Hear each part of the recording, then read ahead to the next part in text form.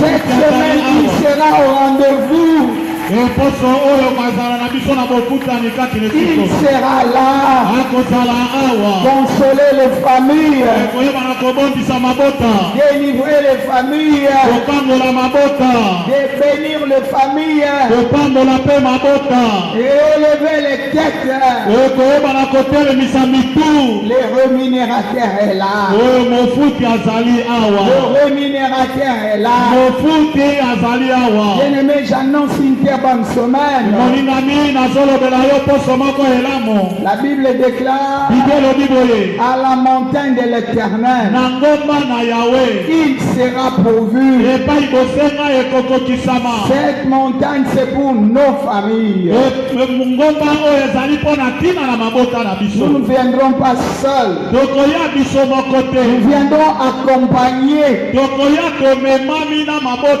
avec nos familles pour leur délivrance.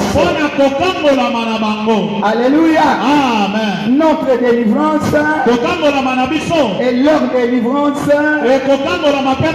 puisque la Bible déclare, si tu crois au Seigneur Jésus, tu seras sauvé. Toi tout d'abord, après la famille. Alléluia. Amen. Je serai sauvé. Et puis ma famille aussi. Donc Dieu nous veut heureux. Alléluia. Amen. Heureux épanoui. Heureux béni. Heureux restauré. Les gens qui réussissent par rapport à la parole de Dieu. Alléluia. Amen. Puisque le projet qu'il a formé, c'est le projet de paix et de bonheur. Non. De la mort. De l'échec, de la confusion, de la honte, des problèmes, des difficultés. C'est pas ça son projet. Non, non, non, non, non. Son projet, c'est le projet de bonheur et de paix. Et pour gagner là où posera la plante de nos pieds. Et dans tout ce que nous ferions, que nous vivions les conséquences de la croix. Puisqu'il a dit tout est accompli. Amen. Amen. Qui est là avec moi? Tu es déjà fatigué le matin comme ça. Je veux que tu acclames avec les cris de joie. Comme ça, tu ne peux pas te fatiguer. Je vois les jeunes assis. Moi, je suis debout et ils sont assis.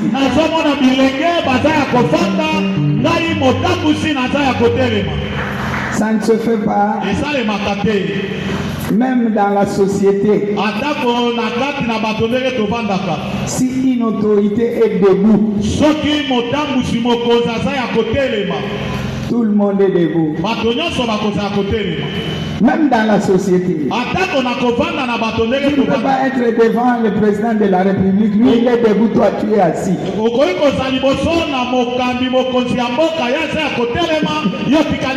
C'est une impolitesse notoire. Alléluia. Amen. Mais l'autorité divine.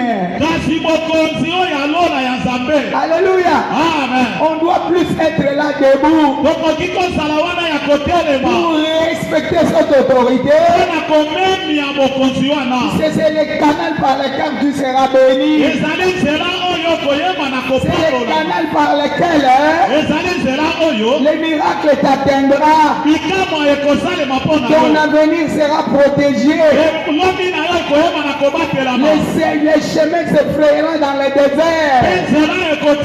L'impossible deviendra possible. Lorsque tu es debout, Ça montre le respect. Pas de la personne, mais de l'autorité divine. Alléluia. Quelqu'un a compris? Il acclame le Seigneur. Nous sommes réunis en présence d'un être suprême.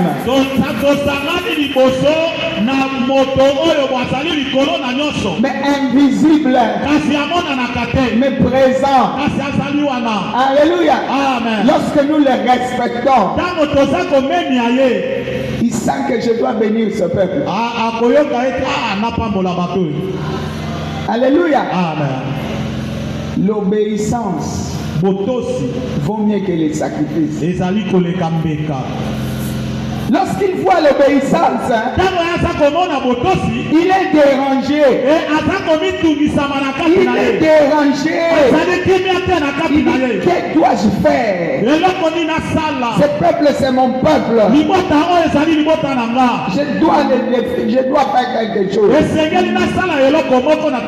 si tu viens en présence de Dieu, tu es déjà fatigué d'avance.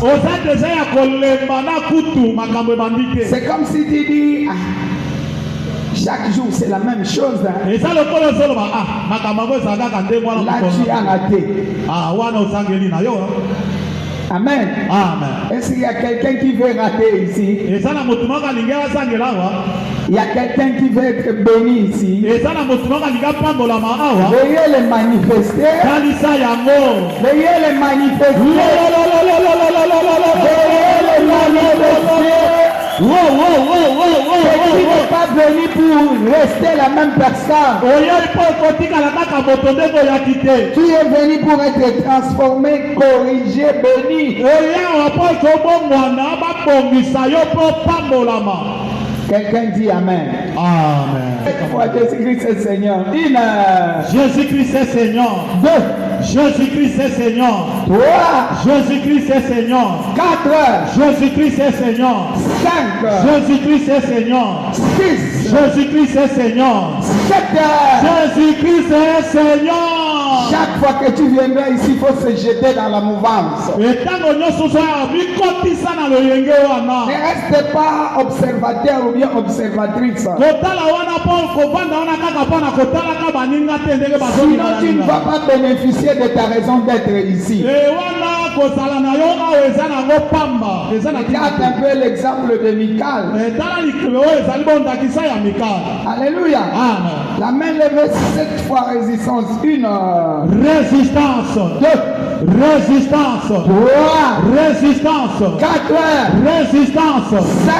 Résistance. 6. Résistance. 7. Résistance. Acclame le roi. Ésaïe 28. Isaiah Mokabo ya tukumi bale na mwana. Je suis en train d'introduire la montagne. Notre montagne est intitulée Délivre ta famille.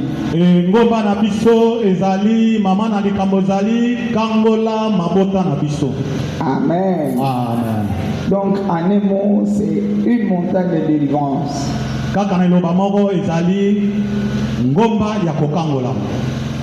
Je lis pour nous au 14e verset. Écoutez donc la parole de l'Éternel, mon cœur. Vous qui dominez sur ce peuple de Jérusalem, vous dites, nous avons fait une alliance avec la mort. Nous avons fait un pacte avec le séjour des morts. Quand le fléau débordé passera, il ne nous atteindra pas. Puisque nous avons fait l'alliance avec eux. Éprouvé, une pierre éprouvée. Une pierre angulaire de prix.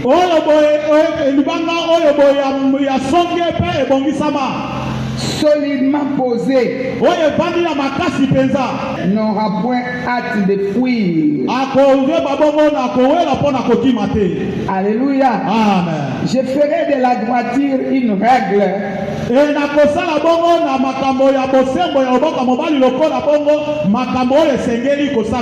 Et de la justice un niveau. Et de la grêle emportera le refuge de la fausseté. Et les eaux inonderont l'abri du mensonge.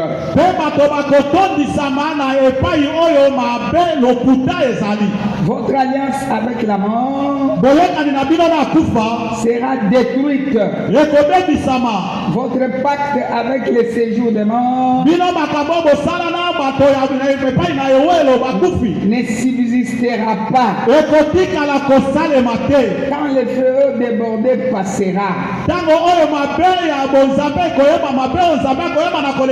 vous serez par lui foulé aux pieds et coupé sa somme. Parole du Seigneur. Je l'aime et je l'accepte. Acclame le roi. Acclame bien. Saint-Esprit, amène-nous dans la profondeur pour la gloire de Jésus. 3 fois Amen. Amen. Amen. Et Amen. Acclame le roi. Je suis en train d'introduire la montagne. La Bible déclare, un fils nous est né, un enfant nous est donné, la domination reposera sur son épaule. Quelqu'un acclame le Seigneur. Alléluia. Amen. L'évangéliste prophète Esaïe, il parle aux détracteurs de Jérusalem et qui pensaient que Jérusalem c'est leur roi. C'est comme toi, le monde invisible, les diables et ses cohortes pensent que tu es leur roi. Mais je t'annonce une nouvelle saison. Je t'annonce une nouvelle saison. Ce que eux pensaient, c'est pas ce qui arrivera. C'est pas ce qui continuera. Alléluia. Amen. Dieu est au contrôle de chaque situation. Si hier est dominé, ce n'est plus leur moment. Alléluia. Amen. Regarde quelqu'un, demande-lui quel est ton appui aujourd'hui. Quel est ton appui?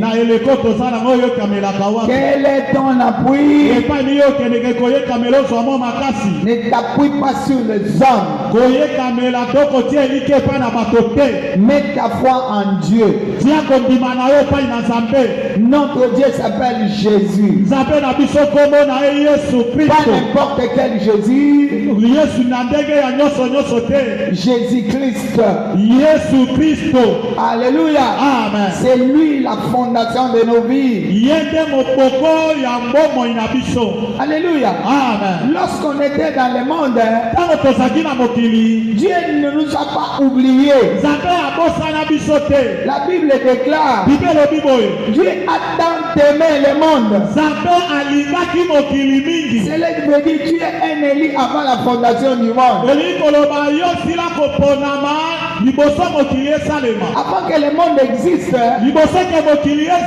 dans l'élection de Dieu, il te connaissait. Il connaissait ta famille.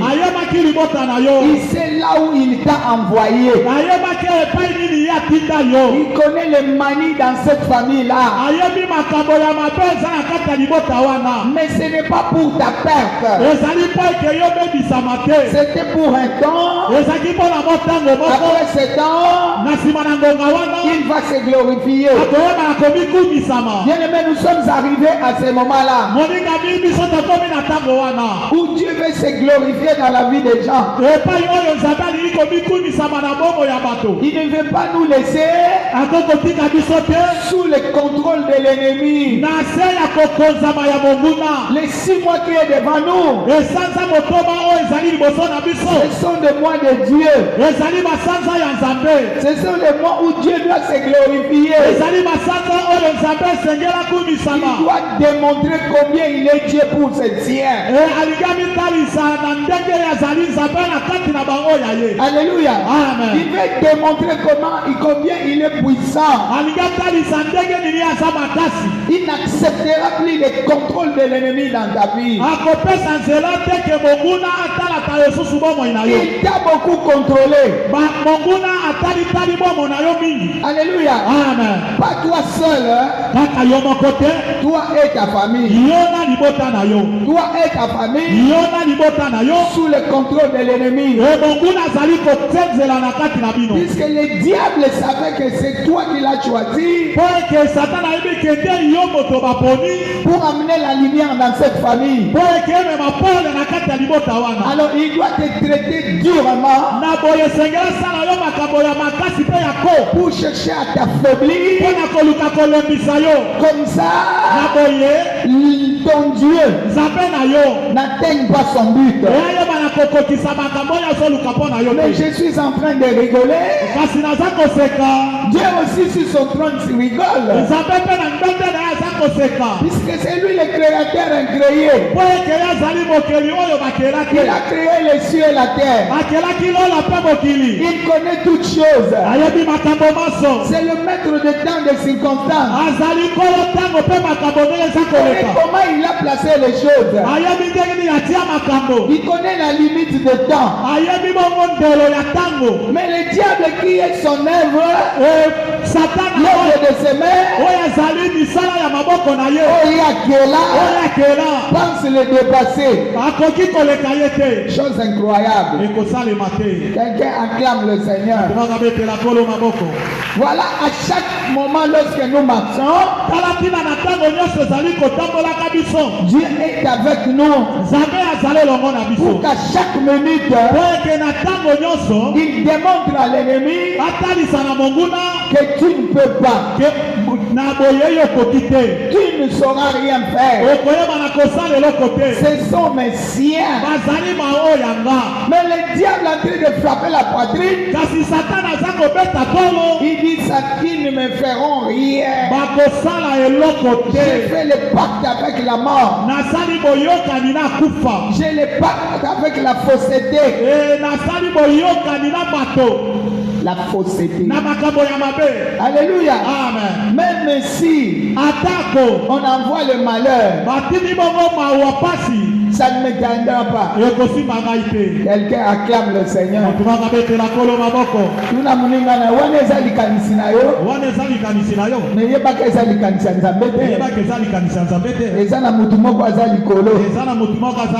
Qui sonde le rein, le cœur, qui éprouve les sentiments. Toi tu dis que ça ne t'atteindra pas. Sache-le que ça va t'atteindre. Le diable, ça va l'atteindre. Si ça ne pouvait pas l'atteindre, cela veut dire que Jésus resterait dans la tombe. Alléluia. S'il n'était pas resté dans la tombe, Chaque chose a son temps. Alléluia. Amen. Chaque chose, je dis. Il connaît le début et la fin. Mais je viens d'annoncer que c'est la fin. C'est la fin. Le deuxième semestre ici, tu vas relever la tête. Je parle à quelqu'un. Le deuxième semestre, ça veut dire nous avons fini le premier semestre qui compte 6 mois. Maintenant les 6 mois qui est devant nous, si tu t'accroches bien, tu riras, tu témoigneras, tu vas te réjouir, tu vas danser, tu vas glorifier ton Dieu. Quelqu'un acclame le Seigneur. Alléluia. Amen. Il dit cependant, j'ai mis la pierre angulaire de grands prix qui est le fondement. C'est lui qui s'appuiera sur cette pierre ne prendra pas la fuite. Cela veut dire akokima kimate, akoluka lukate, akolela lelate, akosekama sekamate. Ezali esika oyo ya refuge sérieux. Alléluia. C'est lui qui s'appuie sur Jésus. Puisque c'est lui la pierre angulaire. C'est lui qui domine. Alléluia. Puisque la Bible déclare un fils nous est né. Un fils nous est né. Alléluia. Amen. Un fils nous est né. Non, un enfant nous est né. Un fils nous est donné. La domination reposera sur son épaule. Alléluia. Amen. Cela veut dire c'est lui qui porte la charge de ta vie. Personne d'autre ne peut prendre la charge de ta vie. Et personne ne peut écouter ta destinée. Cette fois, ma destinée est entre les mains de Dieu. Ma destinée est entre les mains de Dieu. 2. Ma destinée est entre les mains de Dieu. 3. Ma destinée est entre les mains de Dieu. 4. Ma destinée est entre les mains de mon Dieu. 5. La destinée est entre les mains de mon Dieu. 6. La destinée est entre les mains de mon Dieu. 7. La destinée est entre les mains de mon Dieu. Acclame le roi. Tombola maboko lobi na ngai eza na maboko ya Nzambe ina. Lobi na ngai eza na maboko na Nzambe. Lobi na ngai eza na maboko ya Nzambe. Lobi na ngai eza na maboko na Nzambe. Lobi na ngai eza na maboko ya Nzambe. Acclame avec les cris de joie. Beta maboko bakisa milolololololololololo. Que personne ne pense que c'est lui qui conduit ta vie. Non, maintenant c'est le règne de Dieu. Qu'il vente et qu'il pleuve, tu arriveras. Qu'il vente et qu'il pleuve. Dis-le de cette chair, je dis souvent. Je dis même quand je marche sur la vallée de l'ombre de la mort. Je marche. Je ne suis pas stationné. Je marche. Je marche. Je marche. Je marche. Tu vois que j'étais à la chair. Maintenant je suis arrivé au milieu ici. Je me suis déplacé. C'est comme toi. Ta vie marche. Ta vie marche. Chacun de nous arrivera à son arrêt. Alléluia. Amen. Donc chacun de nous touchera sa promesse. Puisque ma promesse n'est pas ta promesse. La promesse de ton voisin, c'est pas ta promesse. Mais je veux que tu saches quelque chose.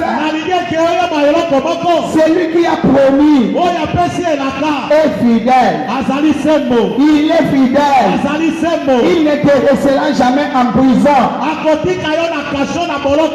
Quelqu'un acclame le Seigneur. Il ne te laissera jamais demeurer en prison. C'est comme ça qu'il dit. J'ai mis une pierre angulaire et des grands prix qui a les fondements solides. Tout ça c'est Jésus. Alléluia. Donc c'est lui qui croira en lui.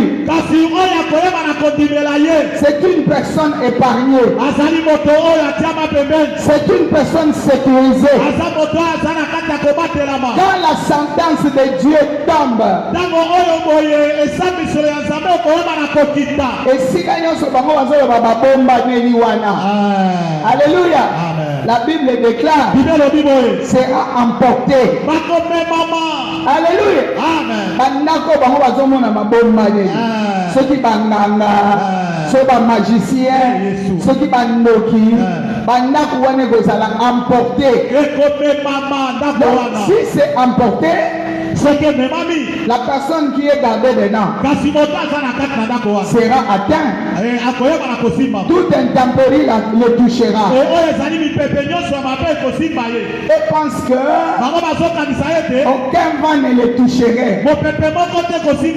Les arayo ne va toucher kayo. Le mama kambe baluki 6 me baluka 9. Alléluia. Tala moninga la loba 6 me baluka 9. Motoba ekomi libuwa. Le bela moninga bien 6 me baluka 9. Nalobi na motoba ekomi libuwa. Je pense à ce que j'ai prié avec le maman le vendredi concernant la famille des Récabites qui marchaient sous le contrôle de leur père Jonadab, de leur grand-père Jonadab,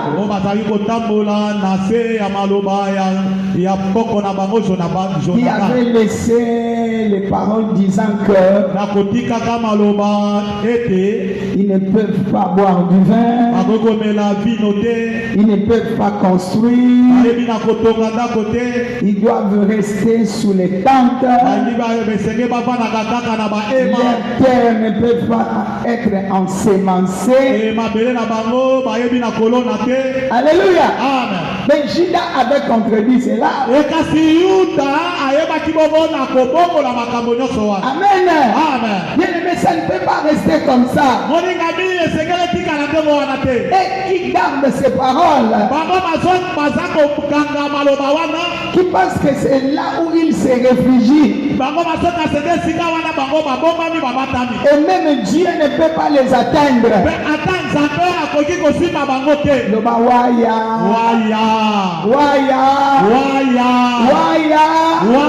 Cette semaine, ils doivent tomber. Ils ne continueront pas à marcher sur le cheval. Et les princes marchaient par terre. Non. Tu es un héritier. Je parle aux héritiers. Je parle aux héritiers. Je parle au peuple d'alliance. Ça ne restera pas ainsi.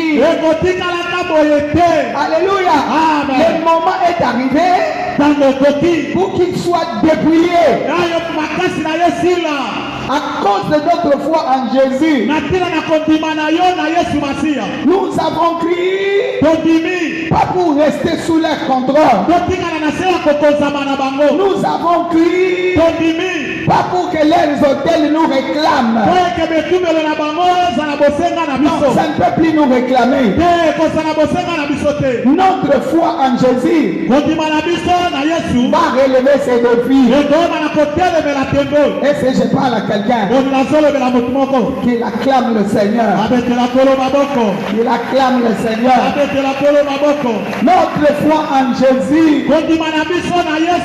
alléluia, le moment est arrivé que ça nous replace dans notre position initiale.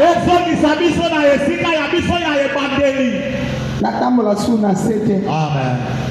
Nayoka pasi oyo lingo yokisanga te. Alléluia, Yesu. Nalela ndenge yo lingo lelisanga te. Yesu. Est-ce que j'avais épinglé le vendredi quelque chose? C'est que Salomon dit aux Ecclésiastes. Ecclésiaste dit ceci. C'est que j'ai vu sur terre les princes marchent par terre, mais les esclaves sont sur le cheval. Le bawaya et ça malsoute et ça moment ya kokango lama nana libota nanga bobimba. On doit rentrer dans notre position initiale. Pourquoi nous avons cru en Jésus? Pourquoi je n'ai pas cherché Jésus? C'est lui qui a quitté le ciel. Il est venu me chercher dans le monde. Il m'a fait grâce. Alléluia. Il me sécurise. Qui d'autre peut arracher dans ses mains? Je n'ai jamais vu cet homme-là.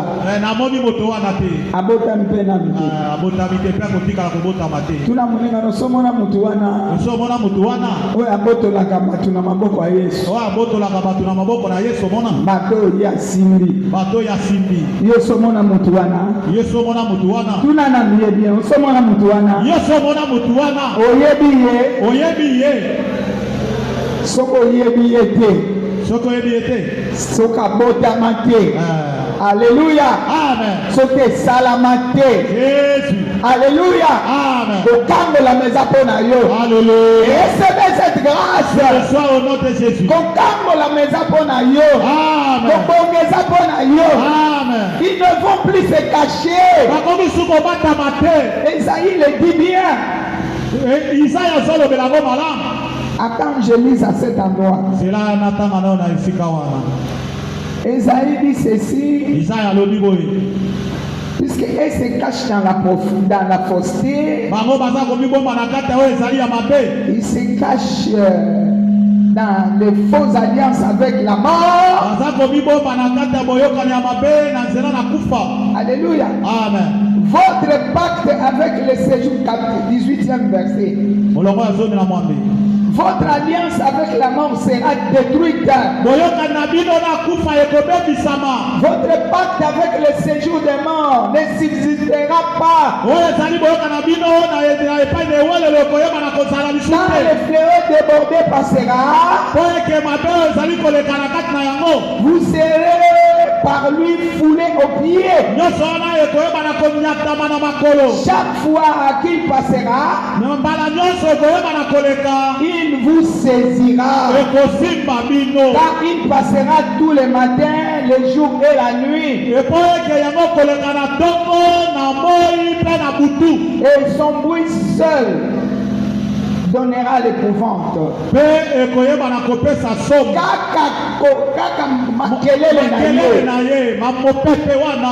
Son bruit seul. Alléluia. Amen. Pas autre chose. Basimi bangote. Kaka mupepe. Alléluia. Lokito wana. Bakoloka lokito. Ezala lokola ya badi lebre. Amen. Oh ezo ya wana ntomoni eza bachar. libela na libela sinon tokobe bisama bokonzi na bino nyonso mibeko. Parce que Jonathan m'avait donné un ordre. Ouais, que Jonathan appelle ça qui mitindo. Bali atema melatema tongatema latate. Le balua wana. Mobeko wana. Na vina ngate. Vina ngate. Na bala na ngate. Na bala na ngate. Ya mumubali na ngate. Na mobali na ngate. Ya bosi na ngate. Na bosi na ngate. Ya musala na ngate. Na musala na ngate. Banda lelo. Na kotimo la ba hotel wana nyonso. Na kotimo la ba etumbelo wana nyonso. Et puis na ko détruire yango. Pe na ko bebisa ko panza yango nyonso. Acclame le roi. Et de la mokozi maboko. Au nom puissant de Jésus. Na kobo na nguya na Yesu. C'est le travail que nous ferons cette semaine.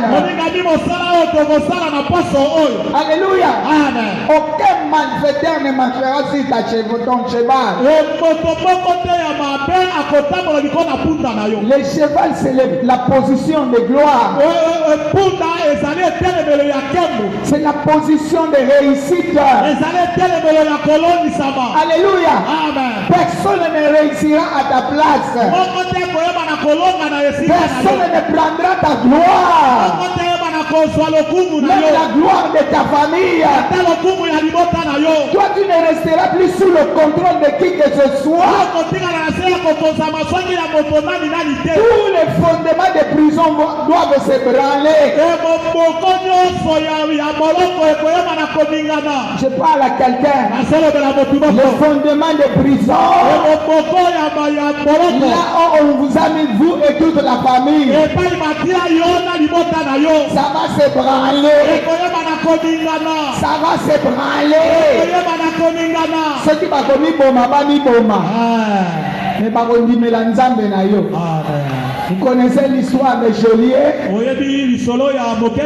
Alléluia. Les Joliet qui voulaient aller se tuer. Puisque les fondements de prison là où était Paul et Silas s'étaient ébranlés. Paul qui dit non, pour l'amour de mon Dieu. Il n'aime pas la mort de pécheur.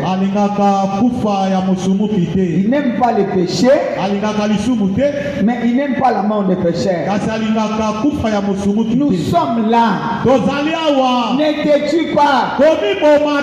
C'est notre Dieu qui s'est glorifié. C'est notre Dieu qui a démontré sa puissance.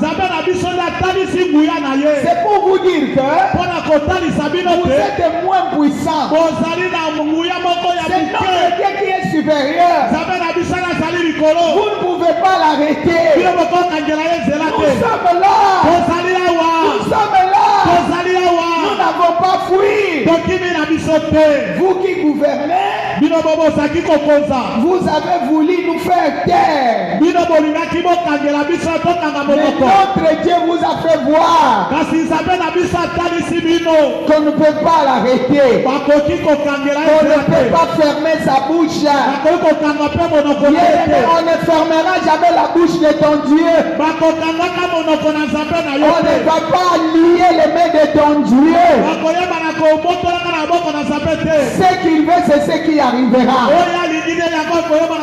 Je parle à quelqu'un. Ce que ton Dieu veut, c'est ce que tu vivras. C'est ce que tu toucheras.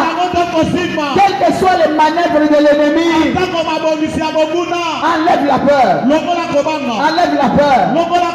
Ce que tu vois là, dans peu de temps, tu ne le verras plus jamais. La Bible même déclare, les Égyptiens que vous voyez, les Égyptiens que vous voyez, vous ne les verrez plus jamais. Ils vont tomber à gauche et à droite. Et ils disaient qu'ils sont de forts. Mais moi je sais une parole. Tout genou, les genoux de la mort, les genoux de l'échec, les genoux de divorce, les genoux de pauvreté, les genoux de la stérilité, les genoux de chômage, les genoux de problèmes interminables. Je ne sais quelle maladie, ça doit fléchir, ça doit fléchir, ça doit fléchir.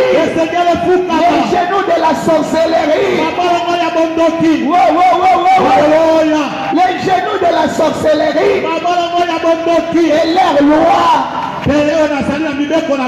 ça va être renversé. Comme Gédéon a détruit l'autel de son père, ça va se faire. Vous êtes là pour détruire les hôtels de famille. Vous êtes là pour rebâtir l'hôtel de l'Éternel dans vos familles. Puisque Dieu est de votre côté.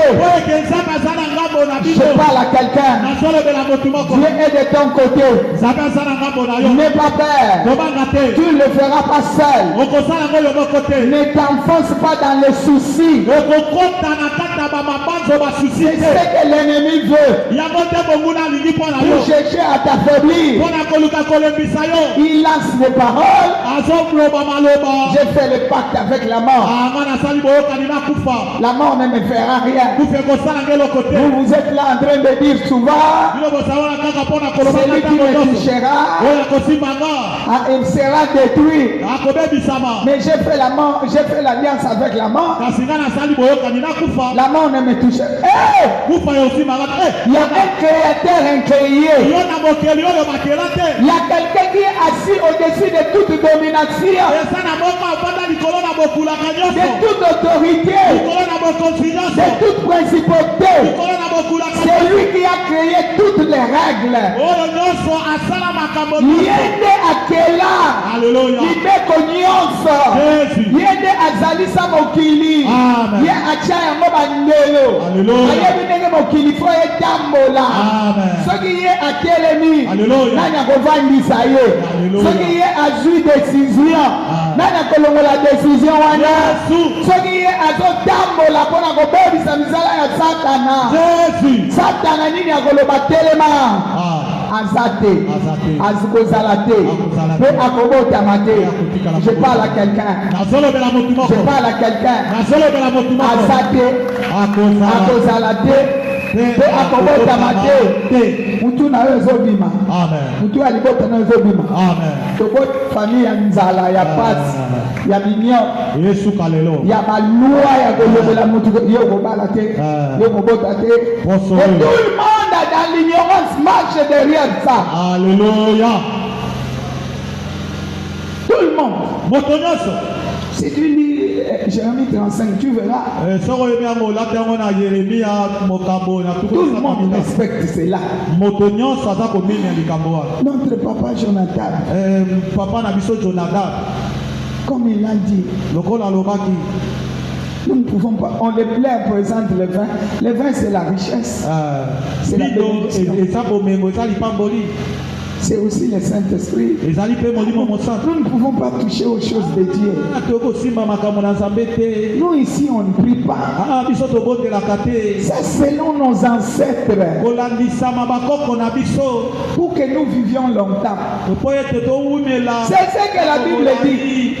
Si vous voulez vivre longtemps, il ne faut pas boire le vin. Il ne faut pas acheter des terres. Il ne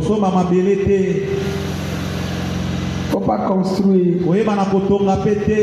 Vivez dans des tentes. Et les gens respectent. Mais lorsqu'on te dit que Dieu est arrivé, lorsqu'on dit que la parole déclare, c'est pour la liberté que Christ est affranchi. Regarde comment tu regardes. Et c'est vraiment Nzamba Rogokangola Nana Maloba Koko. Acclame le roi. Est-ce que Nzambe wana aleki Jacob koko na biso amela pe na libulu mais il vous a laissé quoi? Même si on vous dit que Paul et Silas étaient en prison, ils n'ont même pas combattu. Ils ne faisaient que chanter les louanges de l'Éternel. Les fondements de prison se sont ébranlés et les geôliers même voulaient se tuer. Regarde-toi, est-ce que pareille chose arrivera-t-elle? Même si on ouvre les écrits, quelle incrédulité. Va dire à quelqu'un dans son oreille, quelle incrédulité. Quelle incrédulité. Parle à l'oreille de quelqu'un. Quelle incrédulité. Comment tu ne peux pas comprendre de telles choses?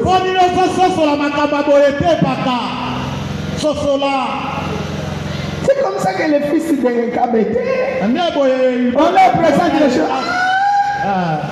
Nous voulons vivre à nous longtemps. Mais voici la pierre qu'on a placée au milieu. Si vous croyez à la pierre angulaire ici, vous n'allez pas fouiller par-ci par-là. Et rien de ce qu'on avait dit vous atteindra. Attention, que bangala banzamba mikolo yo. Nzambi yo. Ke ba kosala libunga. Ke bana binzambi yo. Biso bakolisi biso bongo te. Okoya kosimba mutu pamba. Okoya kosimba mutu. Okoya kolela. Biloko na bango ya koyibela batu bambongo. Regarde là où on est. Biloko na bango koyibela batu mbongo. Malobaka kaka boye. Na suka koyoka pesa mbongo. Mais même si vous allez chez les féticheurs, vous ne demandez, ils ne demandent pas l'argent. Mais l'argent que vous allez mettre dans la terre fertile, là le diable te dit attention, on va te ruiner. C'est ce que ce verset veut dire. Attention. Rappelle-toi. Maman tiens, rappelle-toi. Qu'est-ce que notre papa Jonathan avait dit? Je veux faire alliance avec ce Dieu-là. Mais ce Dieu ici, il est mort. Je ne me marie pas. Je n'ai pas d'enfant. Je n'ai pas de travail.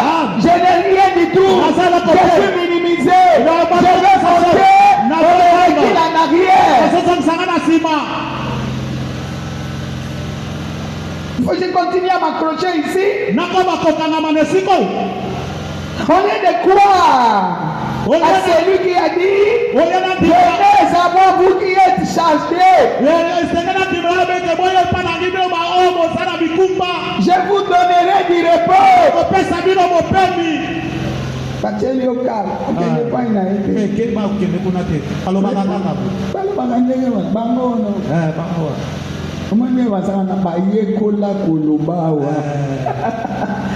Acclame le roi. Mais nous sommes arrivés à un moment. L'air refuge sera emporté. On dit et vous allez détruire. Amen. Cette semaine, c'est une autre semaine. Bien-aimés, soyons en prière. Soyons en prière. En jeûne et prière. Regarde, qu'est-ce que le diable vient de dire? On met la kakisi. Docteur alobaki na tongo na beti na poko. Yo maman Hélène. Vous avez un estomac. Vous avez un estomac. Estomac. Il faut dire à mon âme, l'eau comme ok. Ye maman on a ça mon nene. Au moins yo ça ramener le père. Yo ça ramener le père. Maman on a ça mon nene. Yo il fait soka chéri. Oyo bina na yo bi sola pasteur. Na bi sola pasteur mo. Aye bi si bandi bi chéri. Ye mo kuna fufu. Ki. Aye bo chéri. Makasi wana zalaka nango ya chaîne penza. Chaîne. Molimo mosaka azopunza keba nakendeki na ndako na moni mwasi azobalolele fupati liko na mesi bakosaka bino. Je ne sais pas comment vous êtes emporté dans des choses pareilles. Non, cherche à faire un sacrifice que tu vas. Oh, yokokoka. Lukosa likambo yokoyema na kokoka na poso.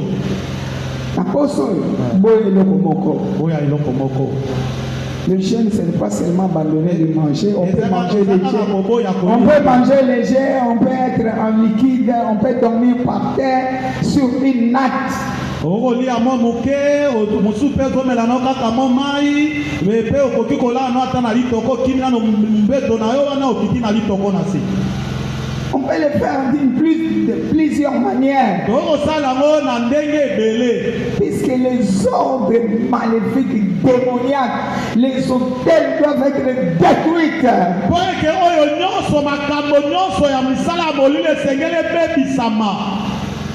Pour que tu récupères ta position.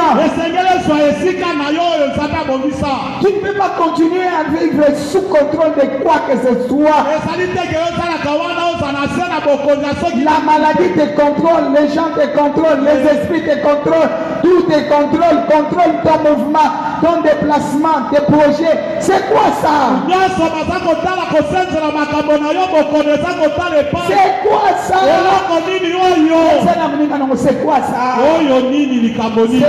Ça c'est quelle affaire? C'est quelle affaire qui ne termine pas? Ça doit se terminer. Ça doit disparaître dans ma famille. Ça doit disparaître dans ma maison. Ça doit disparaître dans la vie de mes enfants, de ma femme, de mon mari. Alléluia. Amen. Cherche à faire quelque chose. Eloko yo kokoka. Angana bandomela nanga miliki. Angana bandolia nanga mukie. Bandolia nanga bafui. Bandolia nanga misiki. Yo lingi fufu mi tikana nu fufu. Tikala nu fufu bana. Na kwa. Elalisaka maobonda na buteza te. Mbona mkono ngo balambika keloko yoli. Fumbo analika ya eloko ngalinga kango. Mon cher. Osali mabe na moni neti na sala mkata lobi na bandata lobi azanza mama anza mama wa po moni loko linga kodite na sala lelote na sala lobi mama tia azanza mama wa azanza mama wako na sala mota lobi bonza mabwa kisanga bwa kisanga pe mama. Mais tu vas rester dans le rond-point. Spirituellement, tu es faible. Ce que Dieu veut te donner, on vient l'arracher comme ça. Maman pe tobuti ka kombonde la l'économie balea ba mamoi aye bisu na likambo tela na mwanzo to mo ndenge ezali mwa miyoto bo esili miyoto bo ebongo na komata abi boboto te atenga misika kingwa tela ngane na za mwa miyoto bo nazonga lisusu. Il y a plusieurs manières de faire. Si vous voulez la makolo, là, tu as le papa qui ça peut cher.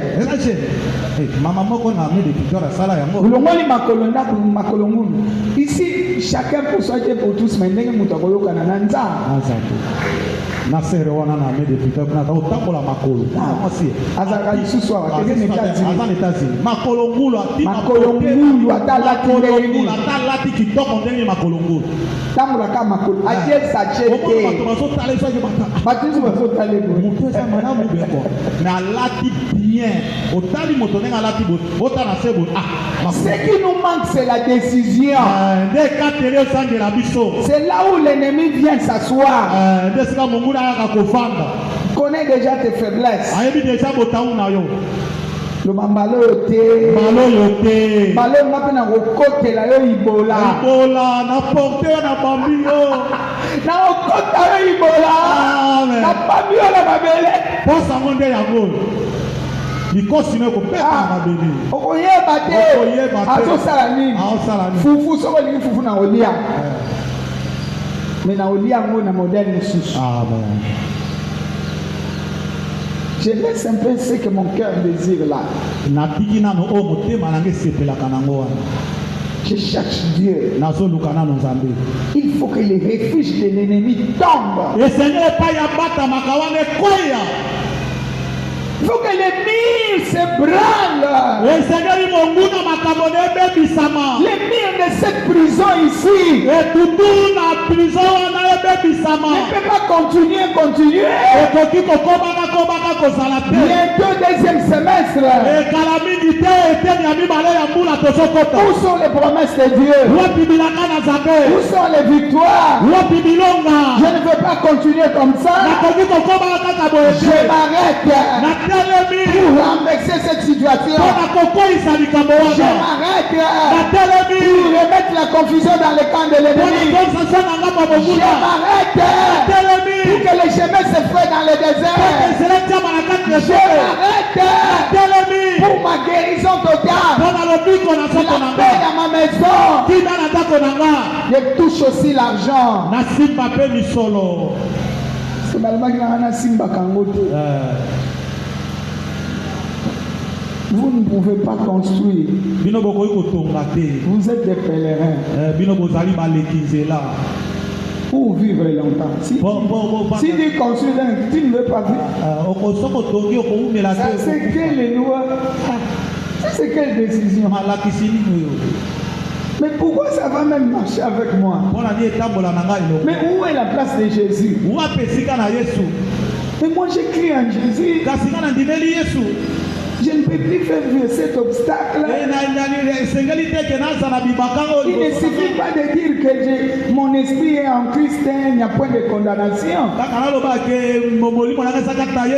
Oui, mon esprit est en Christ. Mais je marche dans la chair. Mon sang est quelque part. C'est comme Jésus. Je prêche. Je ne prêche pas le Jésus de 12 ans. Je ne prêche pas le Jésus de 33 ans. Je prêche sa divinité. Je prêche sa divinité. C'est sa divinité qui délivre. C'est sa divinité. Je ne prêche pas le Jésus de 12 ans. Je ne prêche pas le Jésus de 33 ans. Je prêche autre chose. Ce qui était en lui. La chose qui était en lui. La chose qui était en lui. La chose qui n'a pas permis que la mort le retienne. Que la tombe le retienne. C'est cette chose que je prêche. C'est cette chose-là. Je n'ai pas besoin de rester sur place. Je veux avancer. Je voudrais avancer. Je voudrais avancer. Je voudrais avancer. Non seulement avancer, je veux aussi monter. Non seulement monter, je veux aussi la renommer.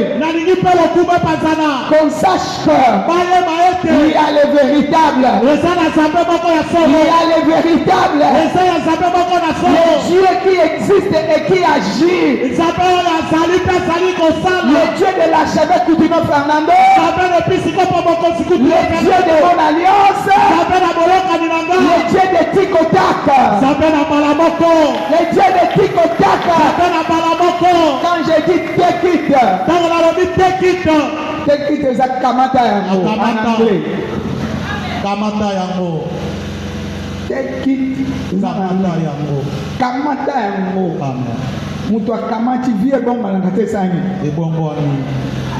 Watu ba take it awa oyo ezo salamaka. Nazo luka take it wana. Ya mutu ayego lakisanga mwana ye. Ya mutu ayego lakisanga musala yango. Ya mutu ayego lakisanga yi. Hallelujah. Nazo voyager. Hallelujah. Jésus. Baba. Hallelujah. Je vais se take it là. Hallelujah. Alléluia. Jésus. Et c'est là. Je reçois au nom de Jésus. C'est là. Je reçois au nom de Jésus. Je vais l'épanouissement. Voilà pourquoi je ne veux pas le Jésus de 12 ans. Je ne veux pas le 33 ans. Non, je veux sa divinité. Voilà pourquoi on doit le chercher. On doit le chercher. J'aime sa divinité. Alléluia. J'attends quelqu'un me dire yes. Yes. Est-ce que tu le dis bien? Yo. Redis ça encore. Yo. Redis ça encore. Yo. Yes. Alléluia. Amen. Nous voulons quelque chose de nouvel. Dala, alors va surtout diminuer tout ça makambo ya salati. Amen. Pourquoi nous sommes restés figés? Net bakbazana liboke.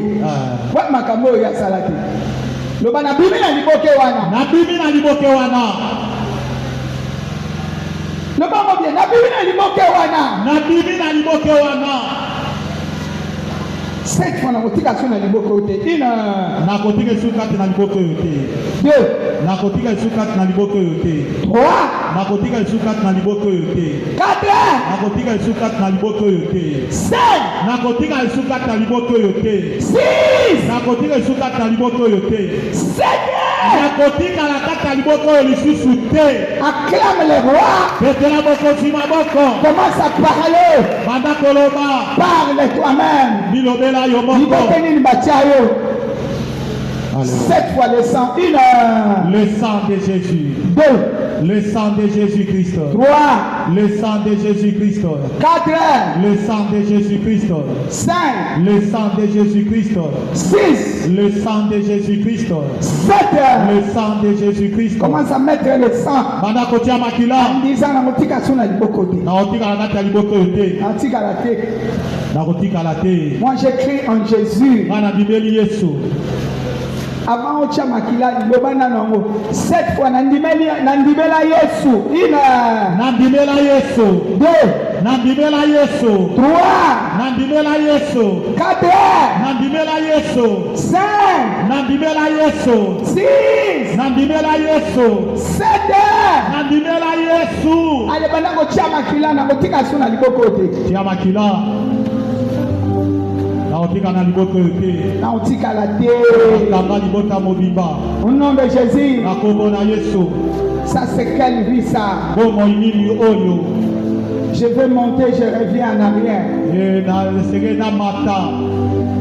Je veux monter. Segena na mata. Je me retrouve en arrière. C'est quelle vie? J'ai dit non à cette vie. Je vais avoir la paix, la joie. Puisque c'est la promesse de Dieu pour moi. Satan n'a pas imposé la terre.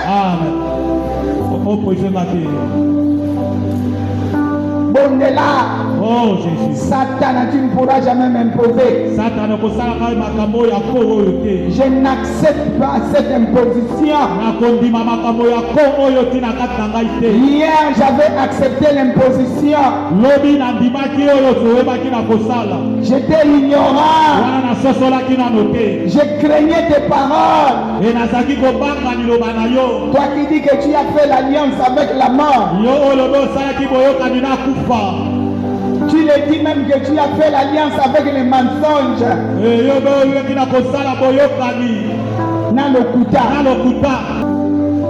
Le sang de Jésus est là. Cette fois le sang, une heure. Le sang de Jésus-Christ.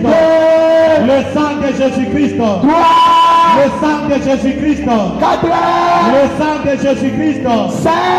Le sang de Jésus-Christ. 6. Le sang de Jésus-Christ. 7 heures. Le sang de Jésus-Christ. Waka makila. Waka makila. Tina kacha makila na yo. Tia makila na Yesu. Qui veut réclamer ton sang? Nana azosenga oyo ezali makila na yo. Qui veut réclamer ton sang? Nana ali kosenga makila na bomoi na yo. Qui a érigé un hôtel et qui parle par rapport à ton sang. Nani oyo atali etumbelo moko mpe ezali koloba na mpona ntina na makila na yo. Dis, je mets le sang de Jésus dessus. Loba na ti makila na yo sur likolo na yango.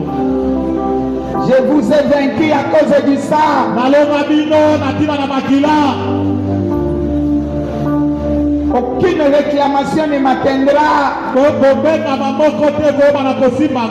Je suis une autre personne. Si Dieu est pour moi, qui sera contre moi? Ça doit prendre fin. Ça doit prendre fin. Ça doit prendre fin. Je ne peux pas continuer à vivre dans la prison. Au nom puissant de Jésus, ça doit prendre fin. Satan Lucifer, j'écris en Jésus. J'écris en Jésus. Personne ne me mettra au cachot. Qui es-tu? Qui es-tu pour me mettre au cachot? Cette semaine, les murs vont se branler. Cette semaine, c'est une semaine de ma liberté. Moi et ma famille, je ne serai pas votre proie. Bien-aimé, ma camo et c'est une décision à yo. Amen. Makambo, et c'est une décision là yo. Soyez kateli, maman. Soko tie kateli, okomona bola mwanzambe. Ezala papa, ezala maman, ezala jeune. Soyez kateli. Soyez kateli, oningami. Commandant. Boni. Ok, ne ko vivre kaka ba ordre ya batu. Comme j'ai épinglé les récabites. Il y a un gardien d'hôtel là-bas qui dit il ne faut pas faire ça.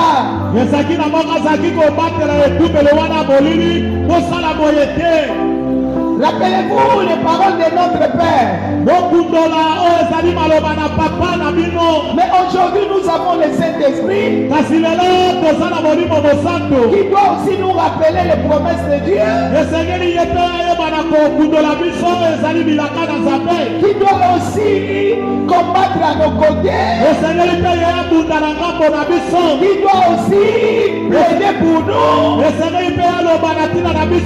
Pourquoi nous devons vivre les choses anciennes? Allez, nyata yango. Nyata yango. Yakola likolo nango.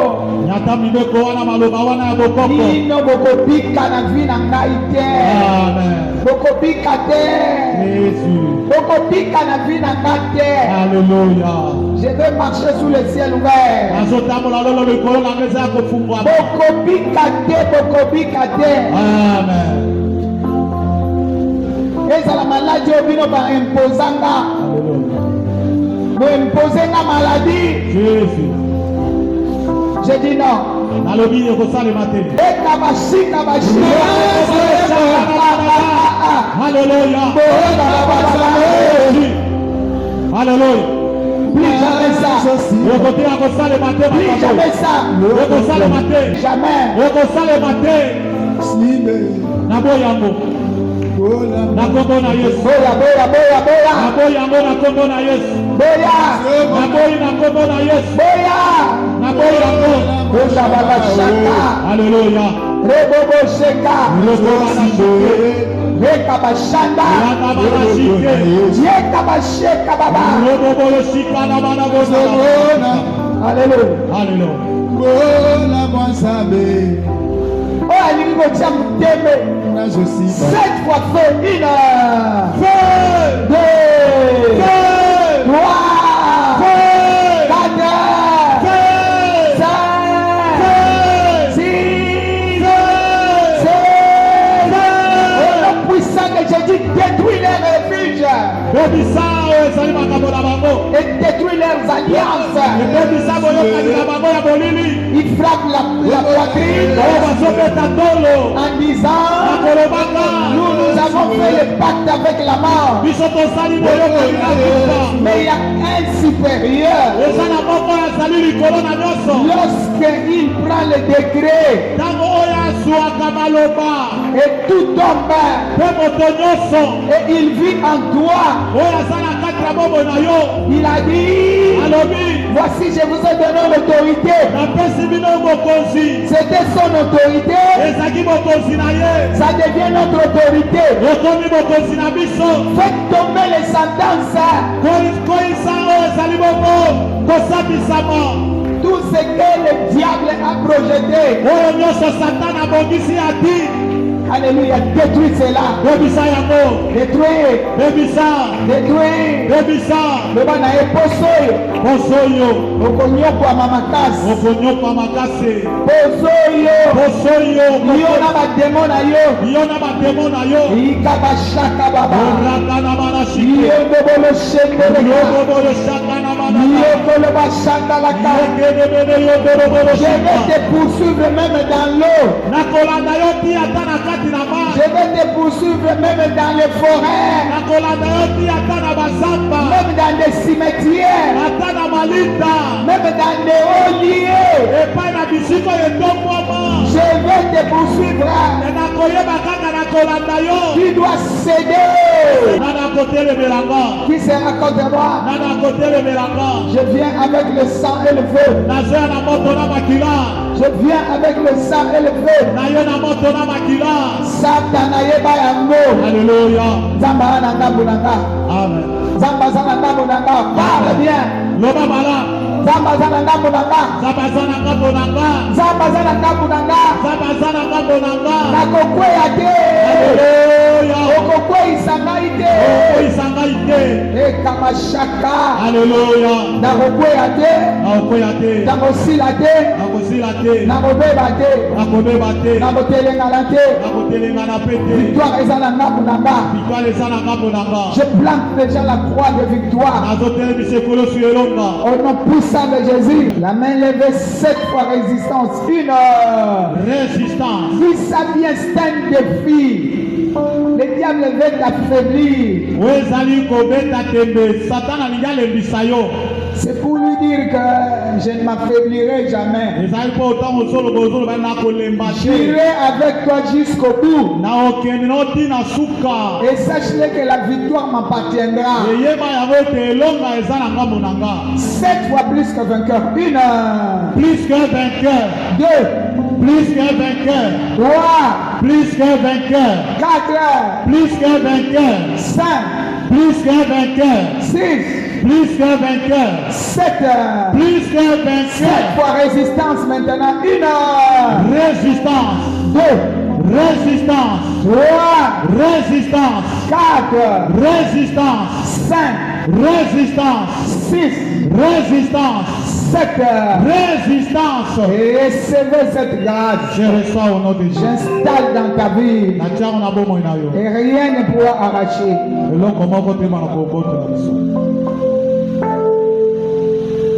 Bana nyonso baokende examen d'état bakotikala na mbondela mpona si. Éternel Dieu, Dans le nom de Jésus, nous disons merci. Nous sommes enveloppés par le feu et le sang. Désormais, nous marchons sous la Shekinah. Rien ne pourra nous arracher. Et je m'en veux mettre le sang de Jésus sur les lintons de nos maisons. Aucun esprit ne tiendra devant nous. La Bible déclare, tant que je vivrai, nul ne tiendra devant ma face. Et tout lieu où posera la plante de mes pieds, Dieu me les donne déjà. Au nom puissant de Jésus. Et le premier pas que je vais poser en sortant d'ici, je la pose dans la victoire, dans la réussite, dans la gloire, dans le succès. Et cette semaine m'appartient. Au nom puissant de Jésus. Et je m'en vais mettre le sang de Jésus sur les lintons de nos maisons. Et dans notre parcours. Et je marche dans des opportunités. Avant que nous sortions, je proclame. Allez gagner.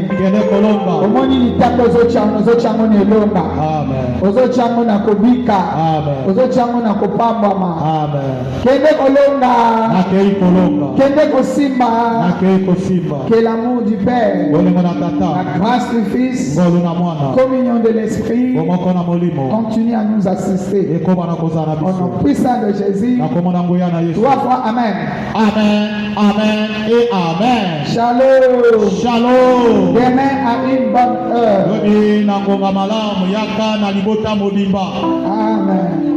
Yebayeke dimanche ezali suka ya sanza.